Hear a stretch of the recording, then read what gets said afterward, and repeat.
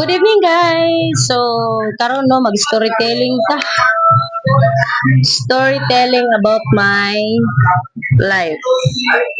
So ako di ay no, tulo na kabuk akong anak. Ang akong tulo na ko kanak, lain-lain po na siya amahan. So di gid na ko ni kaulaw guys nga ang akong tulo ka anak lain-lain og amahan. So sugdan na to sa akong panganay. Kani akong panganay karon is 16 years old. So nabuntis ko ana niya is 20.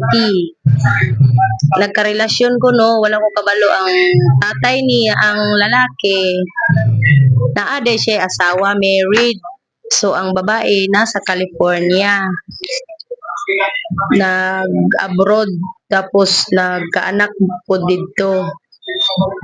Maong natago ra niya nga naday siya asawa tapos mga anak niya layo pud sa iya nasa pamilya sa babae. So mo to nabuntis ko nagdagpuyo ning duha nahantod na nga nanganak ko. Tapos